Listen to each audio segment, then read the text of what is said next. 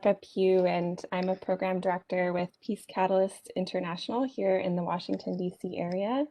And I will be co-emceeing our time together this evening along with Huranissa. Thank you so much, Becca. Good evening, ladies. It's so nice to see you. Even though we can't see you in person, technology has given us the ability to do a lot of fantastic things online. I'm really looking forward to the conversation tonight. My name is Huranissa Faryad. I have two jobs. One, I head the Outreach and Interfaith Department at the All Dulles Area Muslim Society, also known as the Adams Center here in Northern Virginia, which is the second largest mosque in the United States. And I'm also Director of Outreach for Multi-Faith Neighbors Network. And I work with Becca as the Muslim rep here in the DMV with the work that we do with PCI. So I'll just give a brief overview of our time together. We're so honored to have these amazing Uyghur women activists with us tonight to share their stories, and it's such a wonderful opportunity for us to listen and learn from them. We're going to start by a poem by Julie Clark. She's going to open us up, and we'll introduce her in just a moment, and then we'll get into our storytelling time until about 9 p.m. Eastern time, 6 p.m. Pacific, excuse me.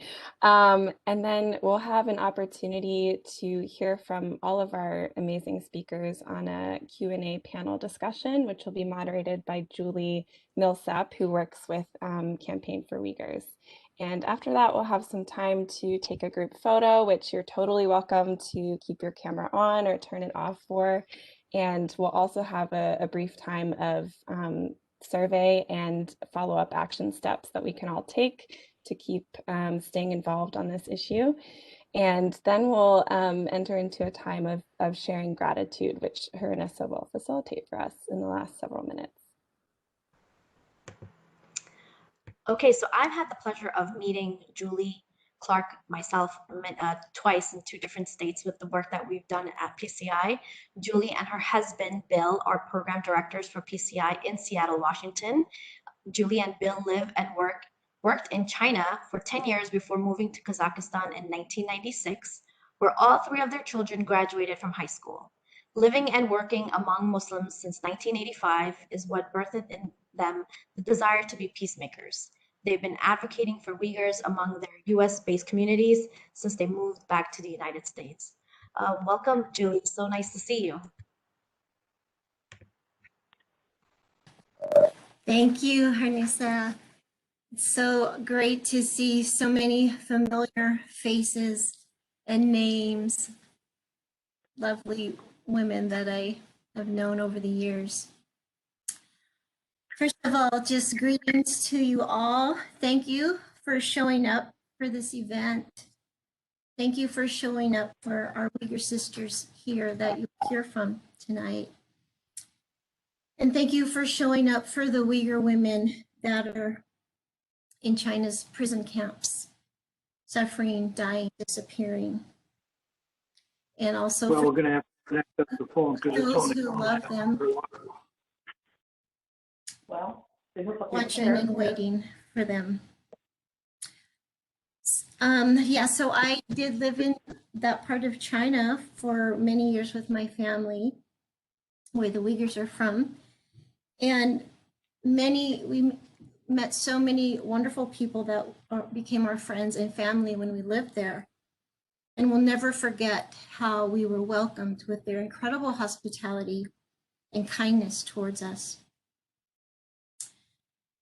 We never imagined at that time that when we were living there that they would be going through this terrible time that they are now. And I just want to say this is their hour of greatest need. And I want to ask all the women here if you would join me in solidarity with these women. Will you bear witness to their suffering, to their pain? Will you use your voice, your creativity, your privilege to help them? And to my Uyghur sisters, I want to say that we see you. We see your suffering. We witness what is happening to you and your people. You're not alone. Please don't give up. Don't lose hope. Your family, your people The world needs you, and they need to see your beauty and the beauty of your people. And this is more of it's a poem, but it's a blessing. It's called A Blessing for Those Who Are Waiting for Justice and Deliverance. Creator God, in this waiting, which feels so long, too long, when despair nags at our heels, bless us with hope. Bless us with prayers to pray, with names of precious people we know and do not know, names and faces of captives and prisoners we can hold before you and honor them and honor you, their creator. Bless the space of time between now and their deliverance. Bless the space, the time between now and their deliverance. May they know your presence, your love, your goodness. May they know you hear the cry of the afflicted, even if that cry comes from silently from their hearts. Bless them with lifting the heavy burden, with healing their broken bodies, their broken hearts. Lift their heads, lift their hearts to hope, to wait, to know you are coming and have not forgotten them. Amen.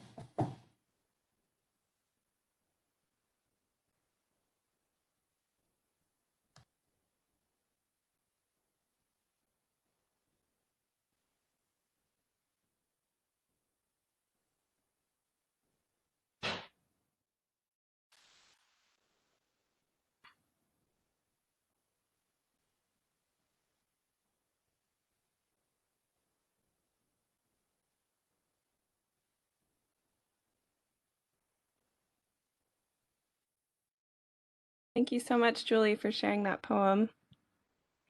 And I'll hand it over to Hernissa to introduce our first storyteller.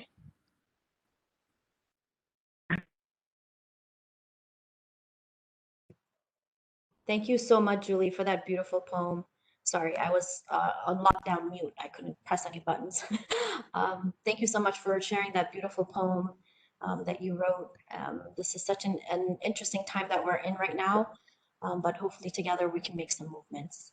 I'm honored to present our first storyteller, Johar Ilham. Johar Ilham is a human rights activist and author of her debut book, Johar Ilham, A Uyghur's Fight for Free, If Uyghurs Fight to Free Her Father. As an advocate for her father, she has testified before the U.S. Congressional Executive Committee on China and written op-eds in the New York Times. Johar's father, Ilhan Tohti, is a Uyghur scholar who was dedicated to bridging the gap between Uyghur people and Han Chinese. He was detained in the Beijing airport in 2018 when he and Johar were scheduled to arrive to the United States for a fellowship of his. Johar found herself alone in the United States at the age of 18, with little English and no plan, unable to travel safely back to China. Welcome, Johar. Thank you so much for being here today. Thank you very much, Hernissa, for the introduction, and thank you, Julie, for the beautiful poem. Hello, everyone. My name is Johar Ilham, and thank you all for having me here, and thank you all for joining this virtual chai event today. I've never attended a chai event in person or virtual in the past, and this is a first-time experience for me. And I would like to just like to start by sharing some of my personal stories, how and why I became a human rights advocate. When I was a kid, I didn't think I never thought of becoming a human rights activist or anyone who will be involved in politics or this field. I never thought about it. I thought I wanted to become a dancer or a translator.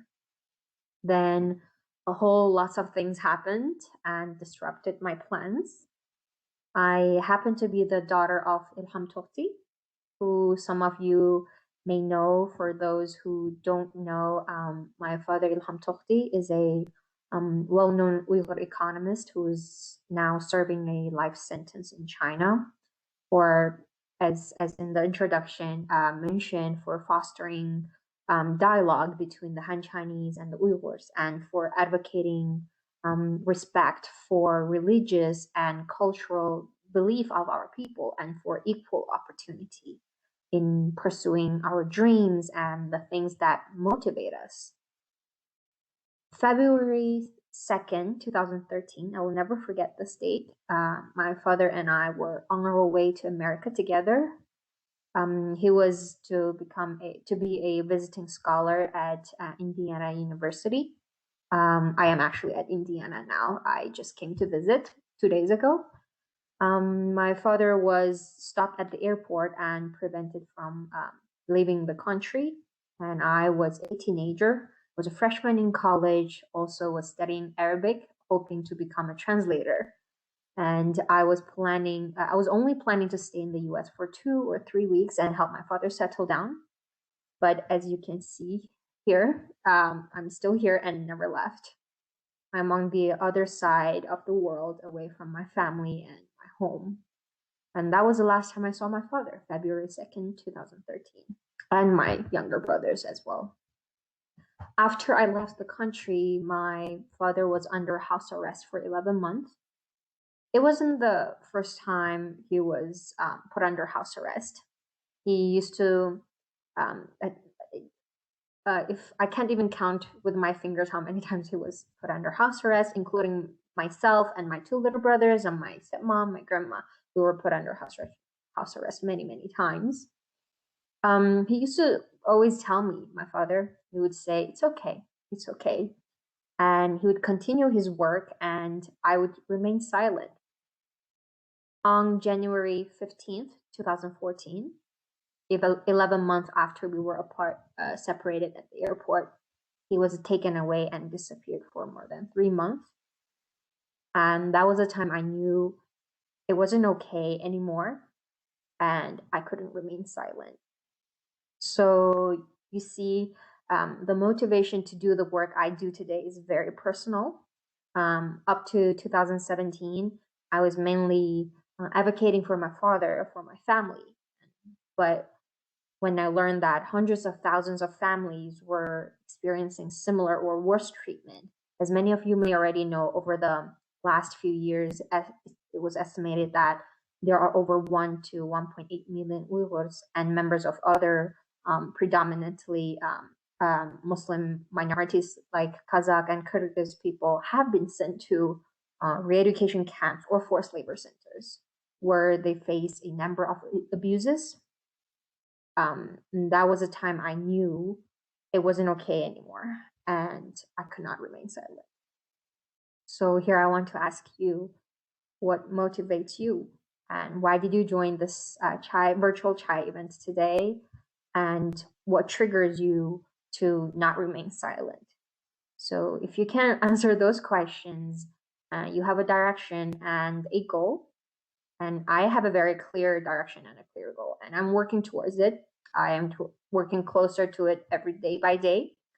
My goal is very simple, but also very difficult at the same time, which is to release my father and change the lives of millions of Uyghurs and other Muslim minorities who are now suffering from repression inside and outside of China.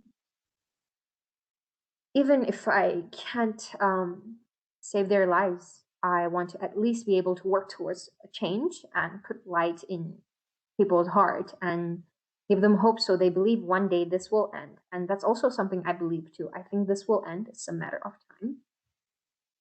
And I would like to ask you another question. Would you like to share this goal with me? To help change someone's life, not to make someone's life so much better than others, just to simply to work together to get those people to live like normal people, to help them to be able to live like normal human beings, to help them restore the fundamental rights that they were taken away against their wills, and the rights that they deserve to have.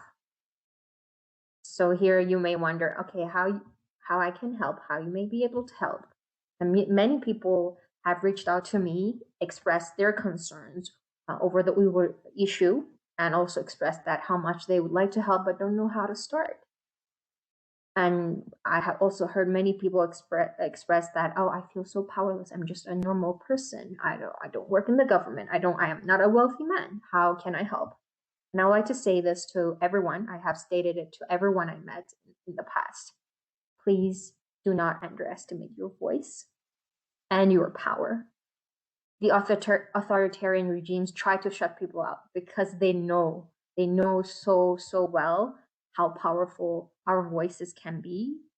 And authoritarian regimes don't grant free access to internet to their people because they know how powerful internet can be. And now most of us are living in a free world. We have our voices, we have our internet as a tool, and please use it. And there are so many ways you can help beside that. Please be the voice for the Uyghurs who are forced to be silent, who are the voiceless. And please use your cell phone, your laptops, call your friends, your teachers, your parents, your families, your neighbors. Tell them this is happening. Call or write to your local government representatives and tell them, push them to that they need to act on this issue because you care. And please condemn the bad and reward the goods.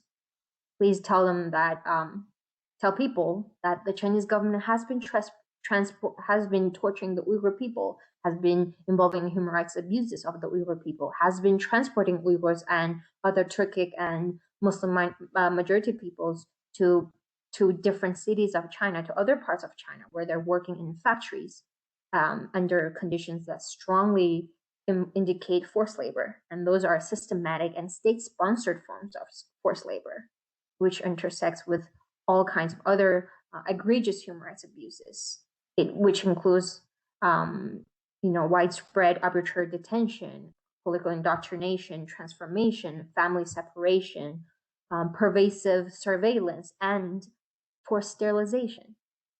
And please tell them that this is not okay to be still happening in the 21st century.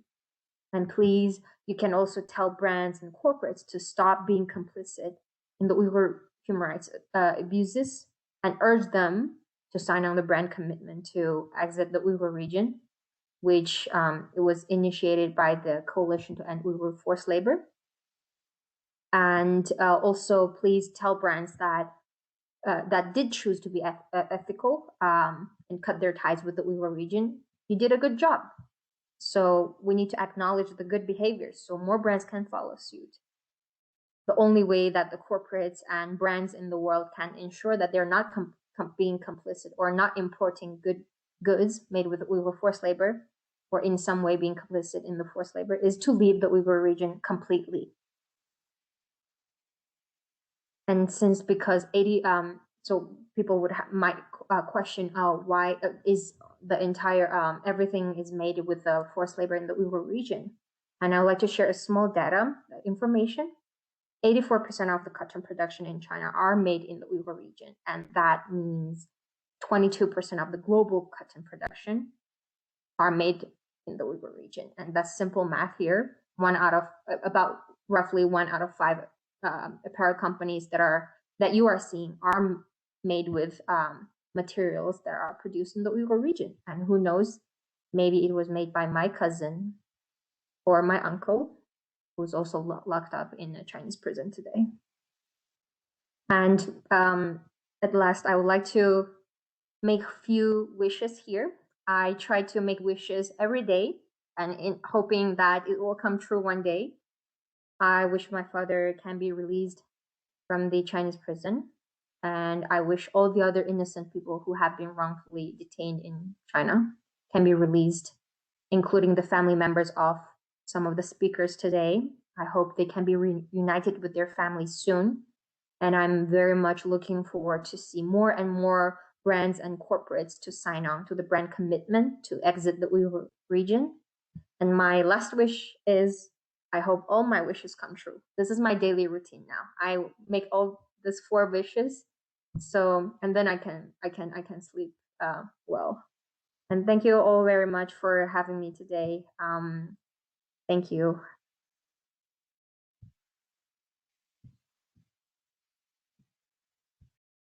Thank you so much, Dalhar. May we all come alongside you in those wishes. And we really appreciate you sharing your story. So thank you. Um, so our next speaker is Akita Polat.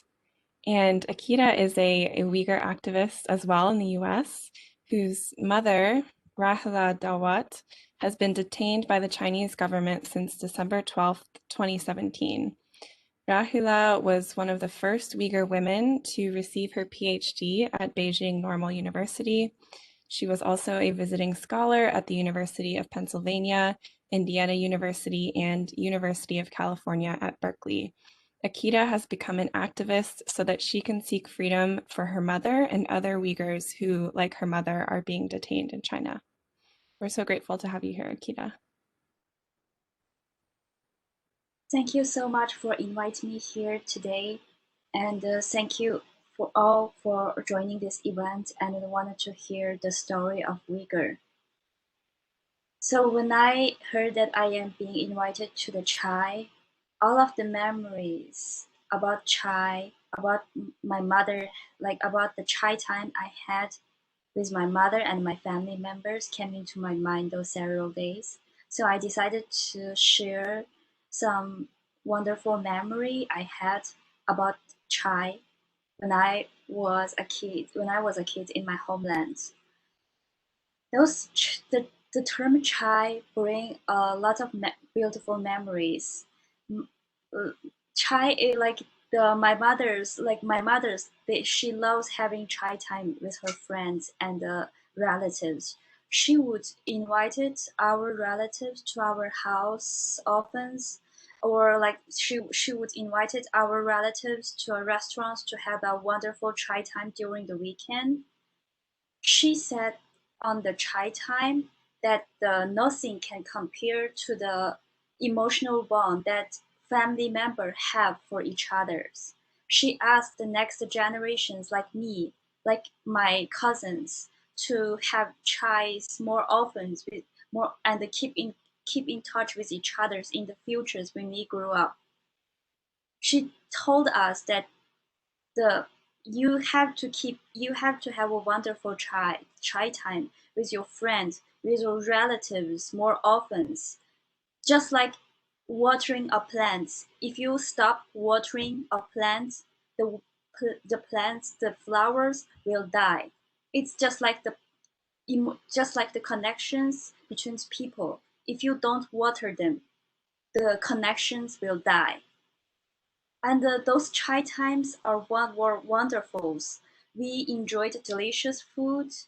We told the funniest joke that enlightened each other's mood, and we support each other's by giving good advice or just giving each other a hug when someone was going through a hard time. But sadly, my mother cannot enjoy this kind of wonderful chai time anymore. She has been detained by the Chinese government in concentration camp for more than 3 years, along with many Uyghur women who deserve a wonderful chai time.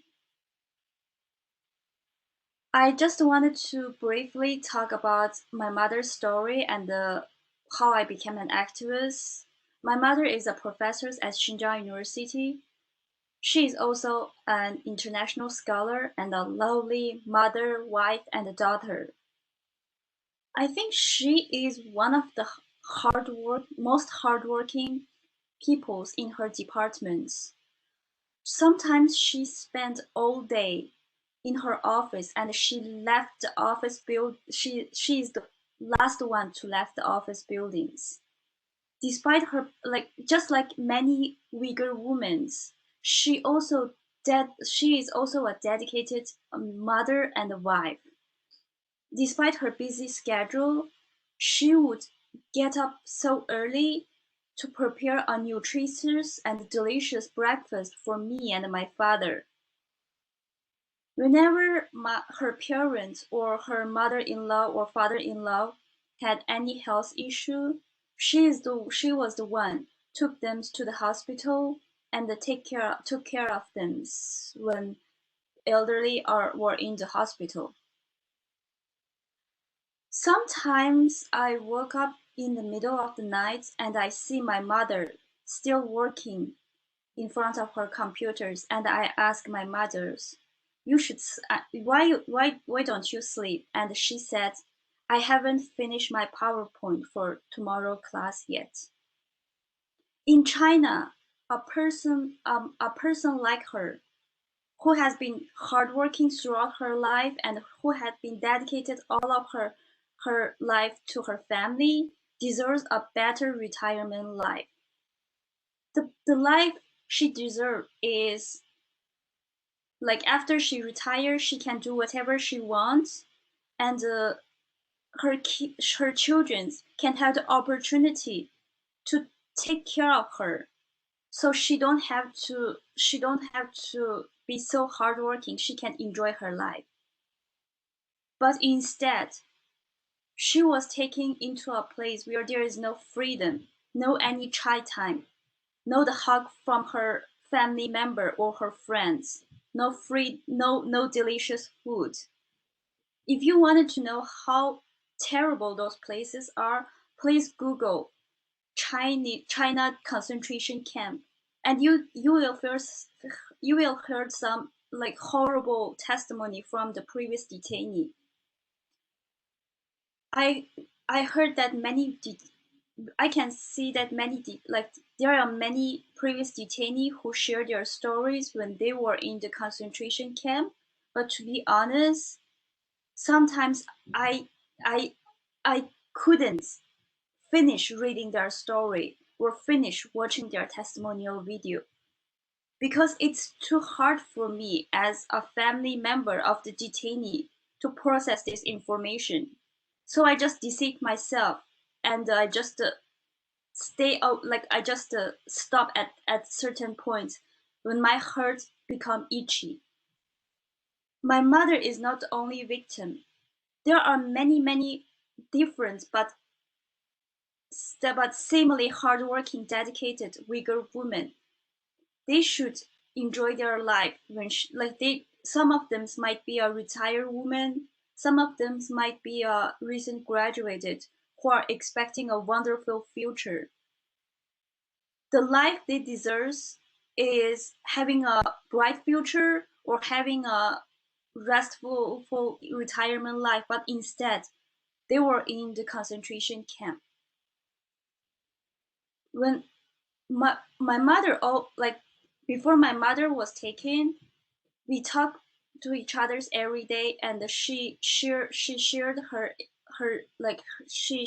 expectations about her retirement life. She often told me, when I retire, I wanted to rent or buy a house in the countryside, and I wanted to live in the countryside, stay away from the unnecessary social gatherings or unnecessary city drama. I wanted to just stay whole day in the small house in the countryside and read a book, do my research, and she expected me to go back to China so that she can take care of her grandchildrens, and I can focus on my careers. This is the very ordinary, peaceful but happy retirement she deserved, she expected, and she deserved. When my before my mother's was taken, before my mother's was taken, I talked to her every day. I During that time, I was just an ordinary international student. I stay away from the politics, and I don't even have Twitters. I don't I didn't read many political news about what is happening. But just one day in the December 12th, she just disappeared. I just lost contact with her. I know the persecutions of Uyghur has been happening for a long time. But for some of the international students like me, 2017 is a turning point. We began to witness something that we never thought, we never expected. It's out of our minds that are happening. At first, when And when my mother was being taken, I started to read some news about what is happening to Uyghur, and I felt so guilty about not reading enough news about Uyghurs in the past. I used to have hope for the Chinese government, but gradually, after I saw what is happening to Uyghur, after I read the news about our people have been suffering for decades under the persecutions and oppressions, I gradually lost my hope.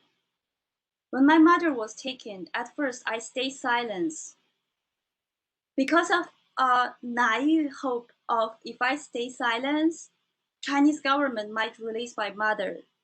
And with the fear of if I do something, if I spoke up, they might punish my father or they might punish my mother even more.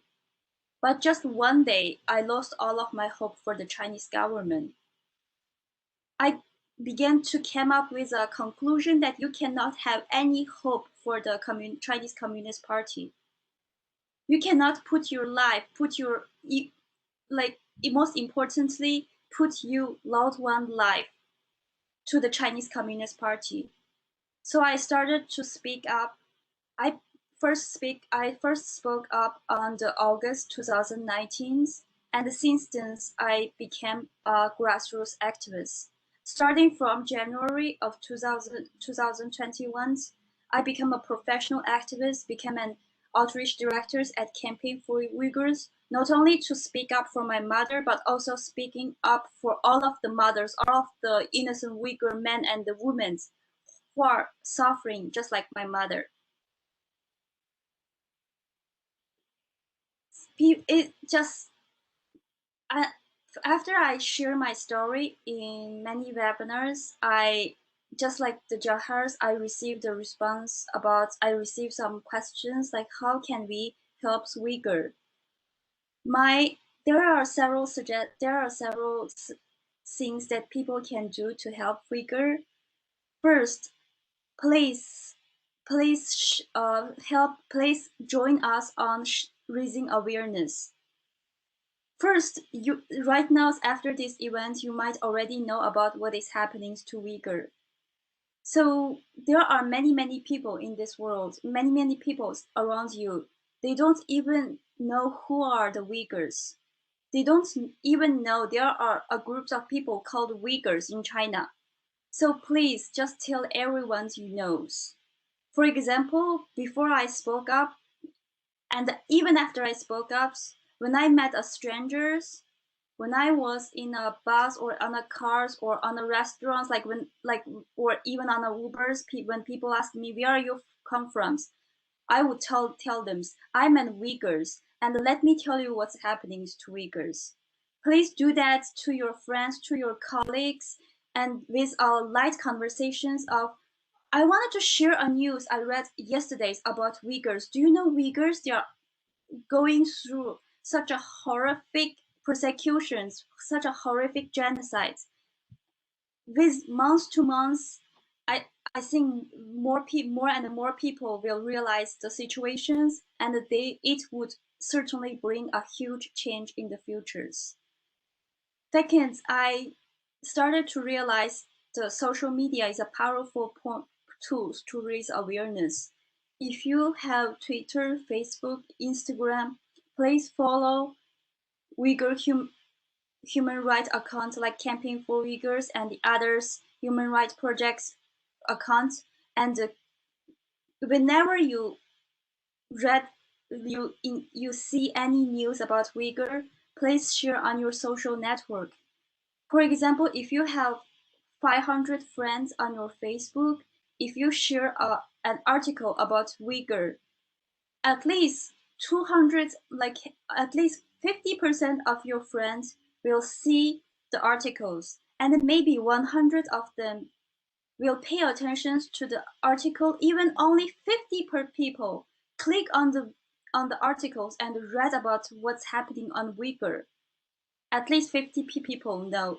So like the contributions that everyone can make is small, but with all of those small contributions combined together, it is a huge change.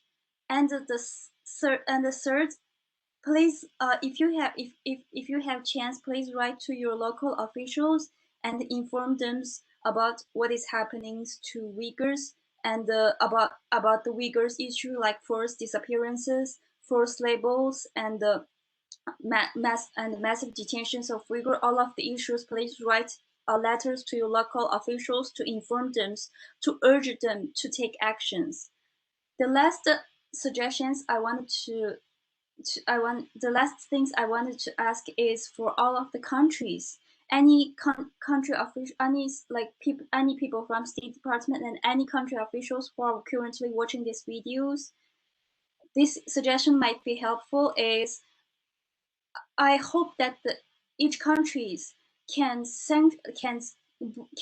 bring China's economic pressures, can sanctions the officials related to this genocide, so that to pressure China to stop its genocide towards Uyghurs. This is very important, because China won't stop its genocide just one day realizing it's bad. They should pay for what they have been doing, and only pressures can change the situation. Lastly, I am very thankful for all of you attending this event. Please help Uyghurs. Please help. Please help Uyghurs, so that in the futures, those innocent Uyghur women, we don't expect them to have a wonderful life, have a rich life, but all we want is for them to have a peaceful, comfortable chai time with their family member. Thank you so much for attending this event, and I wanted to thank all of you who have been advocating for Uyghurs as the daughters of a Uyghur mother. Thank you so much, Akita, for relaying your story to us, and for Johar. As a mother myself, I can't tell you how proud I am to see women like yourselves coming here, giving us your story, really becoming vulnerable, because it's not an easy thing to do, especially when it's stories about our loved ones and people who we love so dearly, and we can't help them because there's politics involved in all of this. But we want to let you know that we're all with you, and this is a fight that affects all of us worldwide. So I want to thank you so much. And for those of you listening, please feel free to thank Akita and Johar in the chat box, and shout out a little love to them right now. Thank you. Our next storyteller is Roshan Abbas. She is the founder and executive director of Campaign for Uyghurs. She has been an ardent campaigner for the human rights of the Uyghur people and has worked closely with members of Congress since the 1990s. Roshan's sister, Dr. Gulshan Abbas, and their aunt disappeared in September of 2018. It was recently discovered that Gulshan was sentenced to 20 years in prison by the Chinese Communist Party for quote-unquote terrorism. Her disappearance came shortly after Roshan spoke on a panel at the Hudson Institute in DC about the network of internment camps in Xinjiang. Welcome, Roshan. Thank you so much for being here with us today. Thank you, Ranisa. Thank you, everybody, for coming and listening to us today. Such a beautiful but heartbreaking stories from Johar and Akita. I am an Uyghur American. I am a mother, and I am a professional, and I am a sister to someone who's detained by China. Although she's innocent, her life is of value, as are millions of others who are being brutally targeted for genocide by China. While China is openly conducting genocide, the world is mute as China buys the compliance of the business world, mainstream media, the United Nations, the NBA, the Hollywood, and the famous celebrities whom are mostly so vocal on every social injustice, against any sort of social injustice. And Hollywood itself to be run by Chinese money. It's not just about the Uyghurs and defending the Uyghurs' future anymore. It's about defending the future of democracy and the free world. This tragedy of the Uyghur people will be the future of the entire world if this threat is not addressed. Uyghurs are oppressed by the Chinese regime ever since the occupation of East Turkestan, most recently culminating with the building of the concentration camps, which more than 3 million Uyghurs are being imprisoned based on their ethnic identity alone and having committed no crime. And millions more are enslaved. I watched my husband's entire family disappear into the camps. When I spoke out about this, my own sister was abducted by the Chinese regime. I have had no word from her since 2018. I learned on the Christmas Day last year that she received a prison sentence on false charges in March of 2019. Chinese state media was still accusing me of making up my missing sister story as of December 2019, 6 months after they had sentenced her. Her 2 daughters are now raising her grandchildren without their grandmother and have difficulty living normal lives as they are tormented with worry. And our story is only one of the millions. It seems unbelievable that in the 21st century, such a genocide could be occurring. But that's what's happening. What's happening in East Turkestan today is the Chinese Communist Party's version of Hitler's final solution. A high-level Chinese government official, UYGHURS, said that, quote, the Uyghur problem must be taken to the final solution stage, unquote. The Chinese government's official documents published in Chinese media stated that government, quote, must first break Uyghurs' lineage, break their roots, break their connections, and break their origins, unquote. This type of oppression also begins from people who deny the value of the lives of others. I would like to take you through a closer look at the atrocities themselves by sharing my screen, sharing some pictures.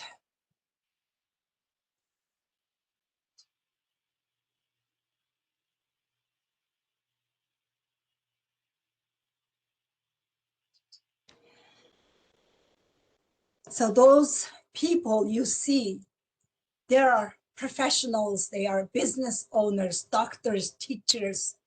They are not just anybody who needs a vocational training or guilty of any kind of crimes, but those are the examples of the concentration camps. You see the double barbed wire fences with the military, the soldiers all around. The Uyghurs lived in East Turkestan for more than 2,000 years, and East Turkestan has been a prominent center of commerce and gave birth to many civilizations at the various points of the history with scholarship, culture, and the power. Manchus invaded our homeland in 1876 and renamed it Xinjiang, which means new border, new territory, which was renamed in November 18th, 1884. Our people staged numerous uprisings against the Chinese rulers, and twice, once in 1933, once in 1944, succeeded and set up independent East Turkestan Republic twice. In October 1949, the Chinese Communist Party occupied our homeland, and it became a part of China ever since. The official name given to us by the Chinese Communist regime is Xinjiang Uyghur Autonomous Region. Population by Chinese consensus is 12 million, just to make us look like a minority. But Uyghur census shows more than 20 million population. We are not minorities. We are the owners of the East Turkestan. Territory-wise, it's about 1/6 of entire China, about 4 times of California. Natural resources, China's 1/3 of China's natural gas and the petroleum reserves.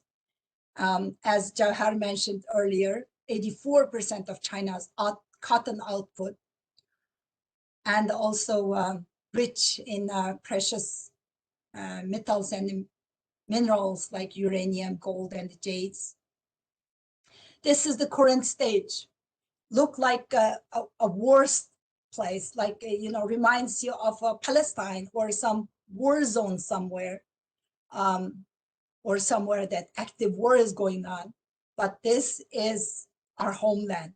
Checkpoints on every corner, and the military among the people monitoring, searching.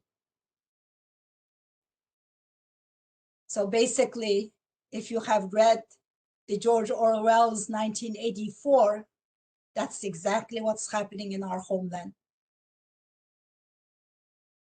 Some pictures from the concentration camps, which Chinese government claims that those are the vocational training centers. But look at these people. Those people are professors, famous writers, university presidents, and the doctors, and the philanthropists, successful business owners. None of these people needs any kind of job.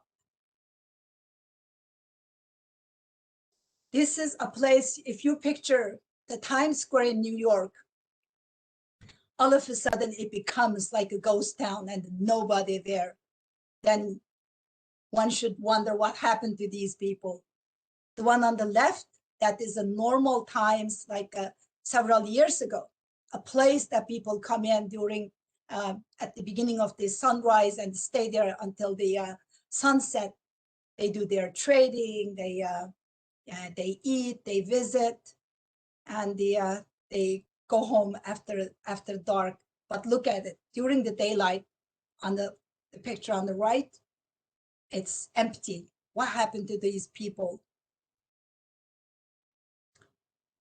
Some pictures from the concentration camps. The one on the right, that's the satellite imageries.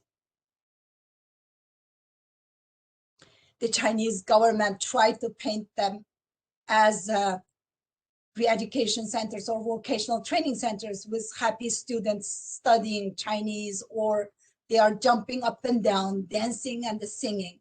But in reality, thanks to one Associated Press reporter gone through hundreds of Chinese documents and found one purchase order made by Hotan Prefecture for one concentration camp. For only one camp, they purchased almost 3,000 police batons, more than 500 electric cattle prods, and the more than 1,300 pairs of handcuffs, and more than 2,700 cans of pepper spray. What are they doing with those in the schools?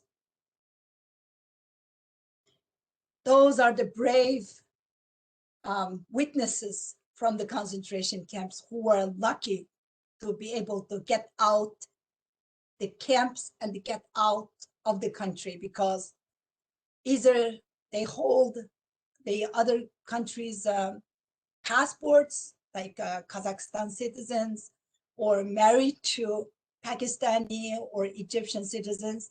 So according to those witnesses, the victims are going through intense indoctrination, forced to forsake their ethnic identity, forced to forsake their religion, and facing systematic mass rape. Victims are forced to take unknown medications, and they are subject to mental and physical torture leading to death. And they are subject to food and sleep deprivations and facing dehydrations. Recently, BBC reported on the systematic rape and the sexual abuse. If you have not seen it, just actually yesterday, CNN also reported. It breaks your heart. I couldn't sleep for 2 nights. Still breaks my heart when I think about it. And this is an airport in Kashgar. There's a special line for people transporting human organs. Kashgar is, the Uyghurs are mostly populated area, and in our religion, it's against our religion to donate our body parts. So where are those human organs coming from? And also Chinese government is forcing the Uyghur girls to marry Han Chinese men. If they refuse, then they sent to the concentration camps as being viewed as radicalized Muslims didn't want to marry non-Muslim Han Chinese. So what do you call that? If the government is encouraging the Han Chinese men to come to East Turkestan and marry Uyghurs while offering them money, housing, and the jobs, and the Uyghur girls are unable to reject such a forced marriage, I call that government-sponsored mass rape of the Uyghur women, and the shame on the sham marriages, name of the sham marriages. Look at their faces. The marriage, wedding day is supposed to be the happiest day in the girls' lives. Look at their faces, like they're attending their funeral. And when Chinese government claims that the Uyghurs are radicalized and engaged with illegal Islamic activities, those are the kind of things they are talking about. If they wear a long shirts, that is the illegal Islamic clothing. If they fast during Ramadan, that's illegal Islamic activities. Look at these people are being humiliated on the street. The government organizing people, the government officials coming on the streets, cutting off the Uyghur women's long shirts. And also the Chinese media reports 1.1 million Han Chinese. This is the Chinese state-owned media reporting. 1.1 million Han Chinese men moved inside of the Uyghur homes to live with them, monitor their daily activities, and supervise them. While most husbands are taken to the camps or they sent to the prisons, the Uyghur women are subject to sexual abuse. In this video, this man smiling, laying on the left, and there's another man, and there's another man, 3 Han Chinese men on the bed with a Uyghur woman who's holding a baby. And of course, there's a 4th Chinese man who's taking the video here. So this is what we are talking about, gang rape of the Uyghur women.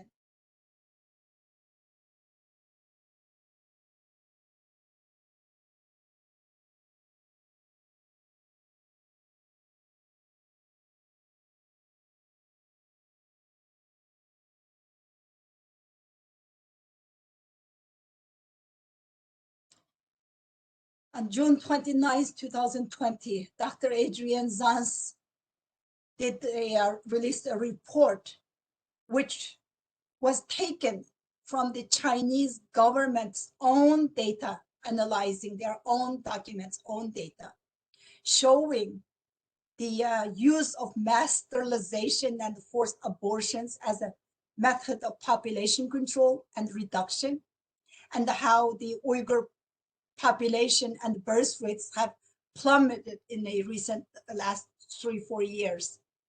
This is what we call it active genocide. And the Uyghur children, more than 500,000 Uyghur children were taken to government-run orphanages. And this was the numbers that we have obtained 3 years ago. So imagine how many more Uyghur children are taken now. The picture on the right bottom, that's what they call it, the schools for the Uyghur children, but looks like a prison place with double wired fences and also police at the front of it.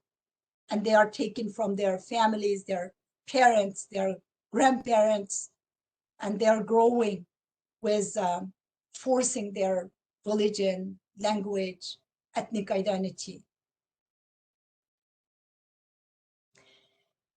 Bitter Winter online magazine reported more than 2 years ago that more than 500,000 Uyghur men were transferred to China proper as prisoners from the concentration camps. Also, they are not charged with any crime.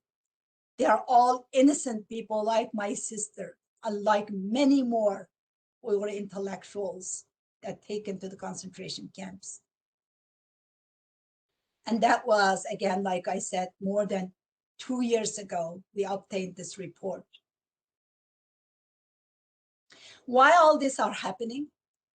It's because the Chinese government's blueprint for the global domination, the Belt and Road Initiative, also called 21st Century Marshall Plan or the New Silk Road, and which covers basically the entire Central Asia and the Middle East, Africa, and some part of Europe, and it goes through from our homeland. Our homeland, East Turkestan, became the epicenter when Chinese President Xi Jinping announced the Belt and Road Initiative. This map shows more. The East Turkestan is right at the heart as a gateway to Central Asia, gateway to Middle East and Europe and the North Africa and the all around the world through Central Asia. So, and the 4 legs of this Belt and Road Initiative and goes through our homeland. So what is Belt and Road Initiative? That's over 700 projects, infrastructure projects like airports, highways, railroads, bridges, and which includes more than 4 trillion to 8 trillion investments that covers basically building a transportation route on the land and the maritime, which a lot of countries signing up for Belt and Road Initiative, when you look at it, most of the world, basically, 3/4 of the world, but they think that they are creating jobs or boosting their country's economy through this, but no, it's all for China.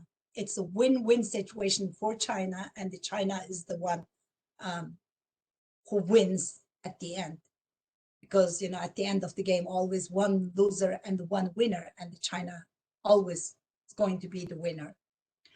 Because of the Belt and Road Initiative, basically taking over the entire world using the debt trap diplomacy and the trade threats and the manipulation and the power of the Belt and Road Initiative. China is basically becoming the power able to strong arm the world. So December 9th, 2019, the Chinese government announces that Uyghur detainees are freed, and they graduated from the schools, the vocational training schools. But when they said that, we are still missing our family members. Akida is still missing her mother, and my sister is still missing. So we did the hashtag still no info, and a lot of news coverages covered the story of family members are still missing. That was in mid-December. And then December 23rd, 2019, the Global Times Chinese mouthpiece did the article saying that allegedly missing Uyghurs found living normally, and accused me, and basically mentioning my name. Here it says, for example, Rushan Abbas, leader of so-called Campaign for Uyghurs, who started Me Too Uyghur activity and this, and said that first, they first stole some Uyghurs photos and information, claimed those are missing relatives. I have been carrying my sister's picture, and my sister is still missing. And Li Jiaoduan, who is one of the officials from the Chinese Foreign Ministry, he tried to discredit me by putting this picture and tweeting, like calling me CIA asset, and I was slandering China. So trying to attack my reputation and discredit me. And these are all in December 2019. And then SP, the Australian Strategic Policy Institute, released a report, Uyghurs for Sale. Yes, you read that correctly. Uyghurs are being sold on our watch as slaves. To all these names, look at it. You recognize most of it. So all these companies are using Uyghur slaves for their supply chains.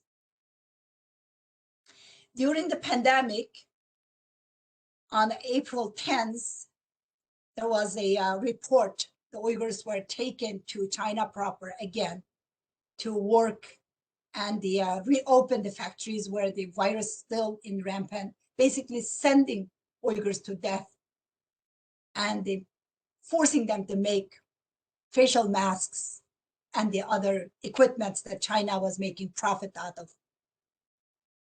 And then they tried to claim that on the May 2nd, it's for unemployment problem, to solve unemployment problem. While all these people are taken from their jobs, they all had jobs or going to schools. The Uyghur youth are going to universities. As mentioned earlier, my sister was sentenced to 20 years in jail, and the Chinese Foreign Minister Wang Wenbin basically talked about how my sister was participating in terrorist organization. Imagine that. Imagine what they can make up without showing any proof or having any kind of trial.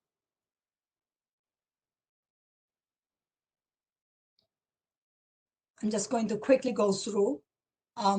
With cotton, most of the ketchup and the tomatoes are also produced from our homeland. On the November 19th, US State Department designated China's actions as genocide. And a few days later,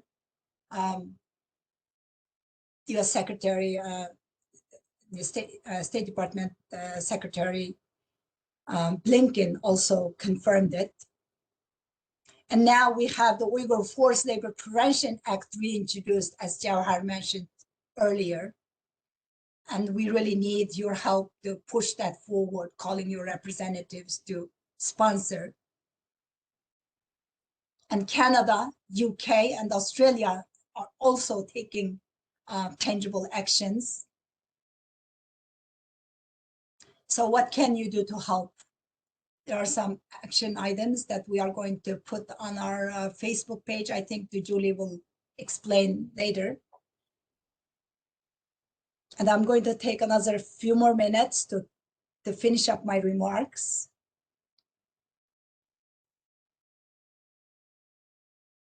So the path to becoming an advocate begins for all who are making a difference in ending this genocide by waking up to the realities happening in the world around us.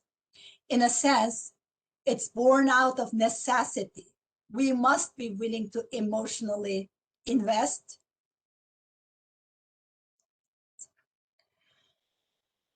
Emotionally invest ourselves while maintaining hope. We must also develop tools that will allow us to let others join us, or our activism will be largely inactive. As women, we have a unique ability to use our voice in ways others cannot. Our boldness is desperately needed, and we really need your voice with us, especially as the average person still has not heard of the Uyghurs or what is happening to them. We all have our own unique platforms and abilities. We must seek out what they are and let our talents shine. We should avoid comparing ourselves to others. We must be committed in educating ourselves continuously and in sharing what we learn with others at every step of our journey. As an Uyghur and a Muslim woman, of course, I sometimes face challenges. I do work with more passion from my heart. Showing sensitivity and emotions may make me less likely to be seen as a strong person, but I follow my heart and I gain confidence to strike hard and act boldly to achieve our goal, as my advocacy is fueled with my love and my affection for my people, for our culture, our religion, our language, our history, and for our homeland. And it's fueled most of all to live as any other human being with dignity and respect, and free from the totalitarian Chinese Communist regime's oppression and the tyranny. Advocacy isn't always about taking on the cause that's popular. It's taking on the cause that's right. As such, as women, when we are advocates in our faith communities with our children, or in advocacy, not all of our decisions are popular with everyone. We will encounter judgment, jealousy attacks, and obstacles. We must always keep the big picture of right and wrong in our mind. For example, what's happening to the Uyghurs is abhorrent, truly crimes against humanity. It's active genocide, but we see how other countries are caught into silence, often for economic reasons. So when you take on advocacy, know that you won't always be admired for your efforts. And consequently, it's essential to have character and confidence in what you are doing, and to let that sustain you even through the hard times. Women are often the keepers and the disseminators of the culture and information. That's why I am so thankful for events like this that allow us to connect as women and to join our efforts and voices together. Educating and empowering a woman means empowering and educating an entire family and the entire community, which will be passed down from generation to generation. The greatest way to lift a community, empower the people, and become great advocates is to make sure that women have the tools necessary to do so. So I want to thank you for considering how to be an effective advocate. The world desperately needs the voices of women who can stand against the seemingly unbudgeable evils in the world. And I look forward to having many of you join us in this journey to be the voice for Uyghur women. Thank you. Thank you so much, Rushan, for sharing. I hope that everyone found that to be extremely informative. My name is Julie Millsap. I'm the Communications Director at Campaign for Uyghurs, and we will be taking some time for Q&A shortly after this. We are going to go ahead and take a look at, if you've listened to these wonderful panelists today and heard their stories, and I've seen a lot of the questions and comments coming in the chat. And thank you so much, everyone, for hearing these stories and feeling moved to take action and wanting to know what do we do to get involved in stopping this. We'd like to raise a few things and suggestions as things that you can do right here today and after our panel today that are desperately needed. So as was mentioned by several of our panelists today, you know, much of civic society in the general world still remains completely unaware of what is happening and the gravity of it and the complicity of many Western businesses, politicians. And so we do encourage everyone after the event, we're going to be taking a group photo shortly for those that are comfortable, and you can share that, share about this event, share about what you learned using your own voice, do it on social media. And we encourage people to just draw others into your journey. As you're learning about this, bring someone alongside of you, and whatever you have learned, teach to someone else. So that's our first request. And then we also have a few other suggestions. We have started a Facebook group, actually, and this is going to be presented to the attendees of our virtual CHAI events as a way to stay connected. We will be continuously sending updates. I'm going to stick it in the chat right now. But you can request to join that Facebook group. And this is something that we will be sending out updates about what's happening with Uyghur issues, but also requests about things that we need people to use their voices and specific actions that can be taken at the current time that are going to be really key in turning the tide and making a difference in stopping this genocide. So we would love for everyone to join that. For our third action item here, we have already actually planned an advocacy workshop that's going to be happening in a couple weeks on March the 5th, also on a Friday evening. And this is going to be a chance for us to really build some foundational skills about how to advocate on these issues. So if you're someone that has had experience reaching out to your representatives or not, we hope that this is going to give you some valuable ways to communicate with them, the basic skills that you need to start engaging, learning about why mass boycotts of Chinese products and certain particular actions really can make a difference by using economic pressure, and what are the ways that you do contact those government representatives and communicate most effectively. So you will be receiving a follow-up email that's going to have information about how to register for that as well. And we would love for the people in that webinar to be primarily made up of those who heard the stories tonight and were moved and had their hearts touched and want to be part of joining alongside of these courageous Uyghur women. And so for our fourth we'd like for you to eventually mobilize your own networks in your faith community, with your neighbors, with your friends, with those contacts that you have.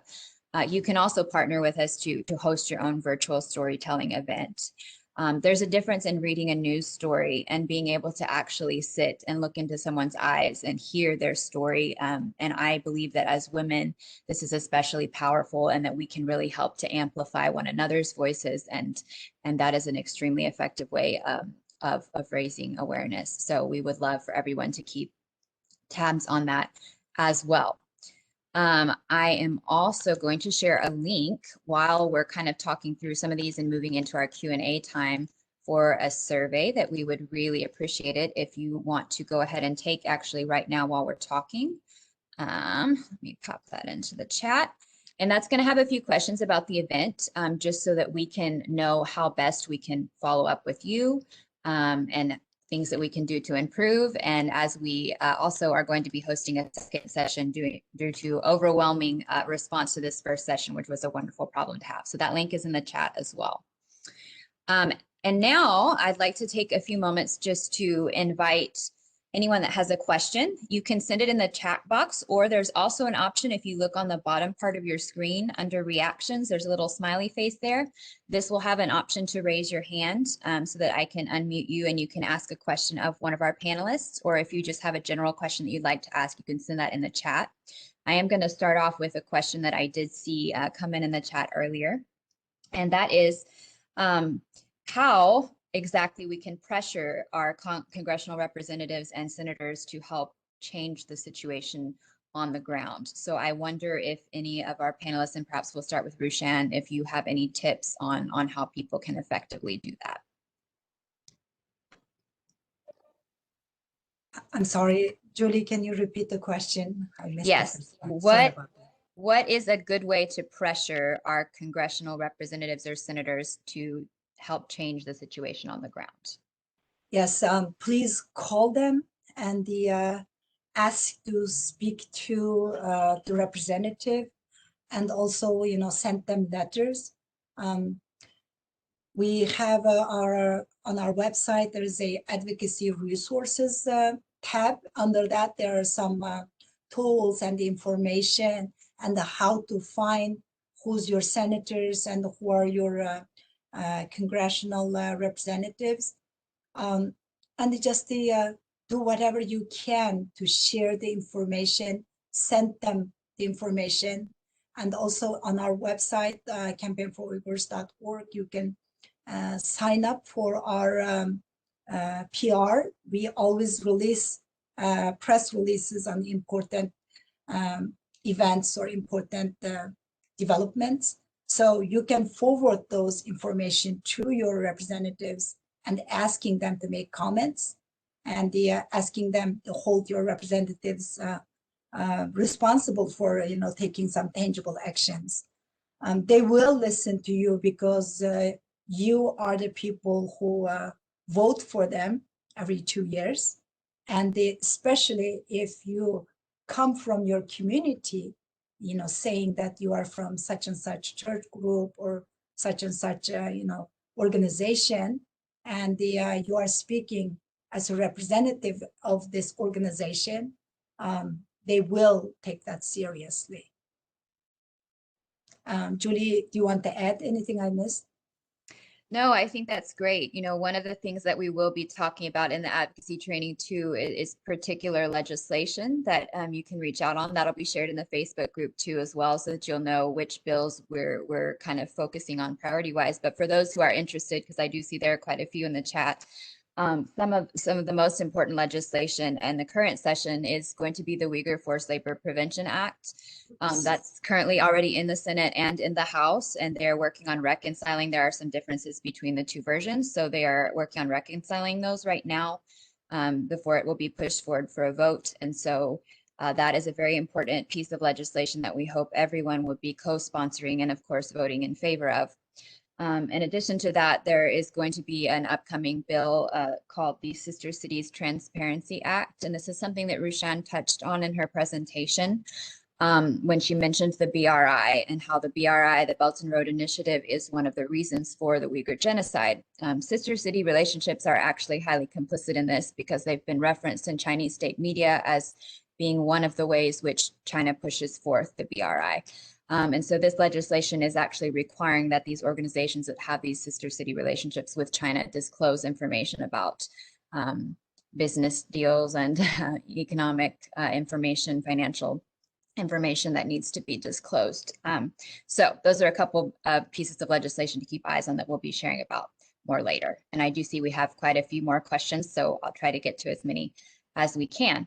I see that Elise had a question on where we can find information on companies and products that are complicit. One of our slides had a list.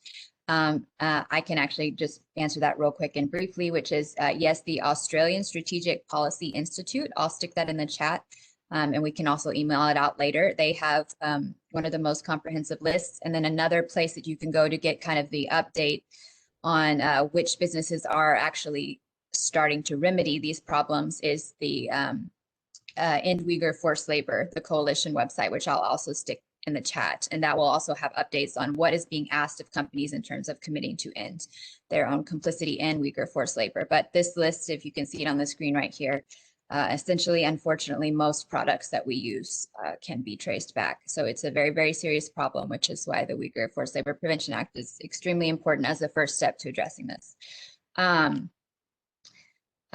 Okay, Leslie had a question. Does it matter if we contact congressional representatives? Read that in the USA, there's bipartisan, almost full congressional support of Uyghur legislation. Rushan, do you want to answer that? Mm. Go ahead, Julie, if you Oh, want to go okay. ahead. Yeah, I can quickly. I'm trying to get through as many as we can. It is always good to contact them because this is going to make them, even if there's someone that supports legislation, it's very important for them to hear from their constituents that you support that they supported and to thank them for that. Additionally, this is going to, you can, even someone that says they're co-sponsoring it, you can always press them like, hey, we really need to get this moved forward for the vote. Where is this at? Put a little bit of pressure on them to make this a priority issue.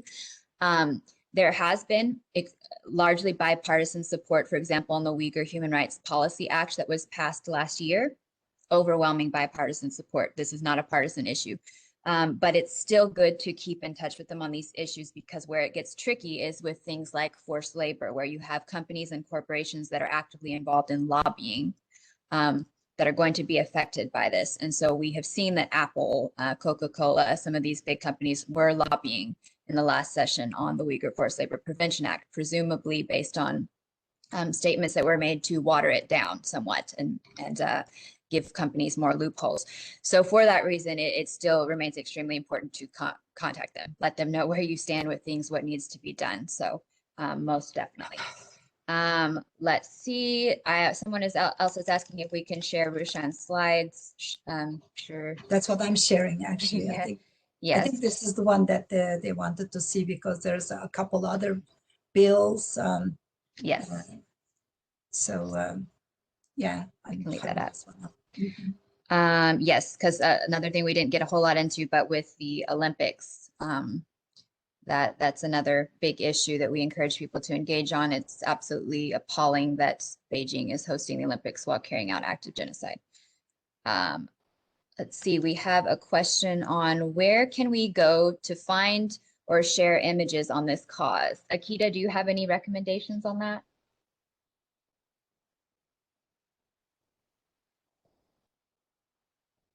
You are muted, Akita.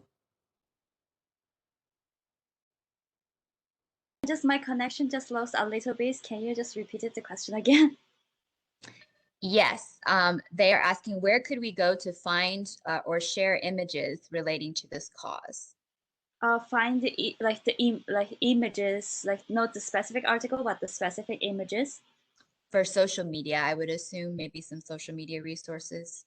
I think if we are talking about the images itself right now, like I used to think that Instagram is a place that you are posting some like the daily pictures not related to the politics, but right now more and more student groups are beginning to do their activisms on the Instagrams and share the pictures, share the posters. Me also, I set up like Instagram account for my mother's advocacies like 2 years ago to just post some posters, post some news. So we are like right now I can post here's Instagrams of the campaign for Uyghurs, and if Julia, if you can just quickly help me pass that would be great right now.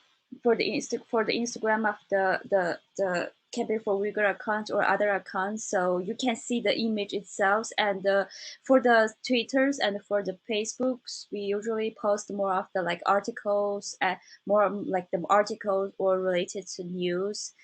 So you can also find the pictures related to the Uyghurs genocide and share them on the Facebook and the Twitter as well. Great, thank you so much. Yes, I put some links on there, and that's an excellent point. There's a lot of really great stuff on Instagram right now that can be shared and distributed, and a lot of infographics. So this is a good question from Leslie. There are many companies that are lobbying against the Forced Labor Act, but which companies are supporting the act, if any? Is there a list of clean companies?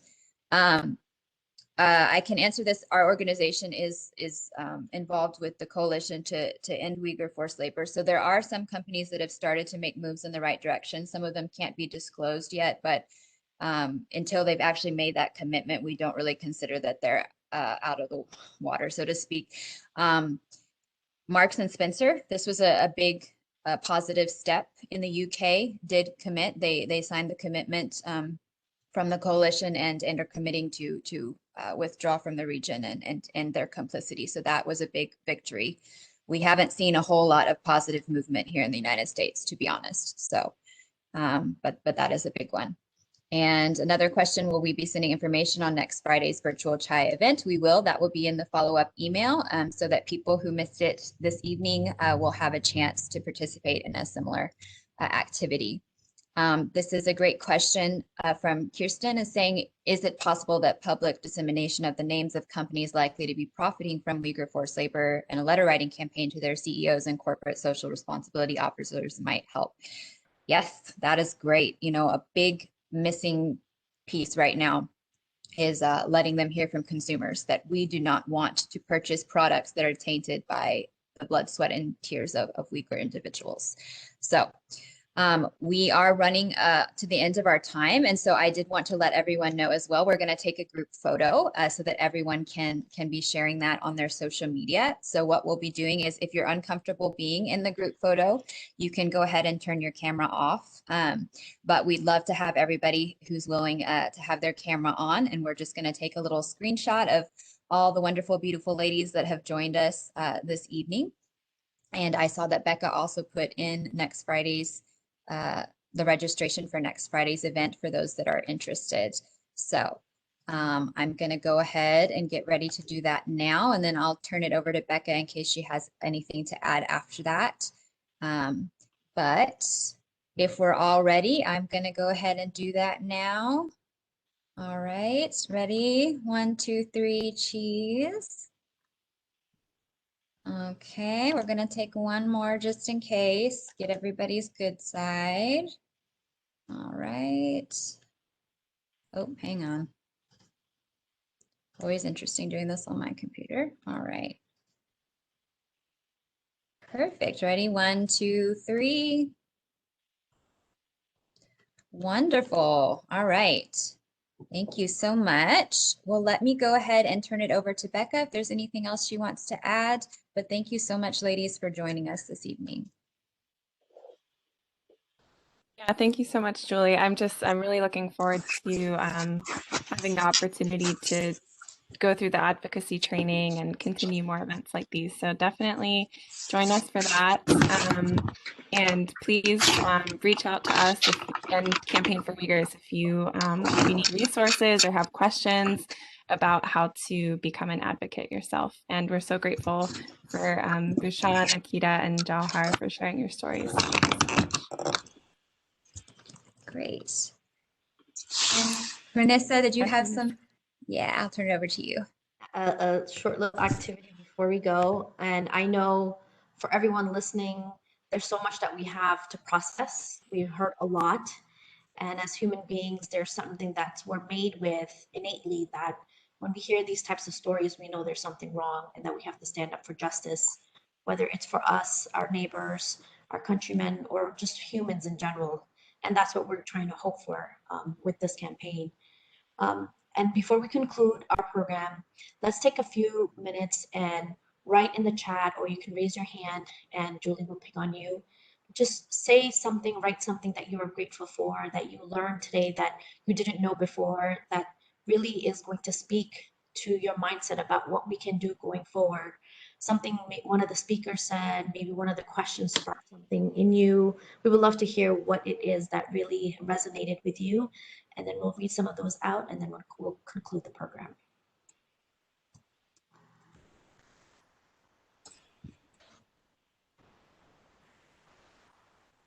Does anyone have their hand up? I can't see.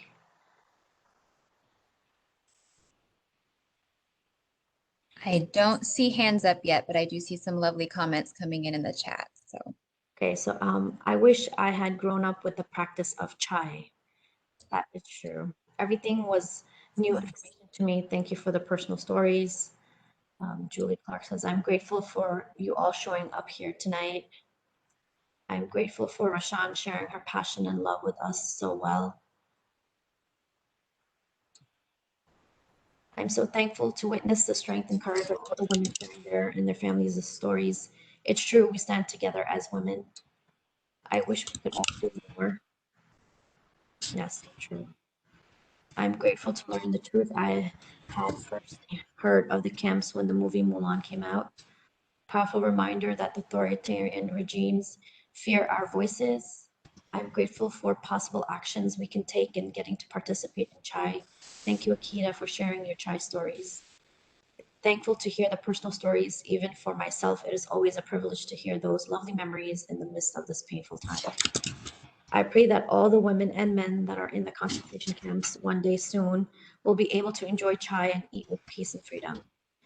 I'm grateful that we are free and can speak up for those who are oppressed. I'm grateful for the courage and vulnerability of this evening and the encouragement of a community that is seeking to stand together for those who need it. Absolutely, absolutely. Great, powerful words. And it takes so much strength and so much bravery to come and talk about these stories and to let people know exactly what is going on. And Kristen says advocacy isn't just taking on the cause that's popular, is taking on the cause that's right. This especially resonated with me. That's so true. I pray that families reunite and have increased courage and hope in their heart. Thank you for sharing your stories.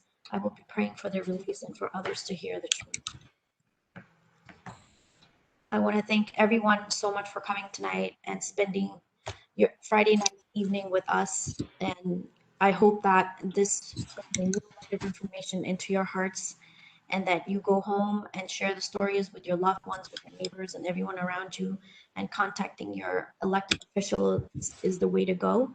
And we'll work together to make sure that the voices that are unheard are heard, and the people who are away from us and our family and the family members who are not together with everyone that's here today speaking and others, that God reunites them sooner rather than later, and that justice is restored for everyone.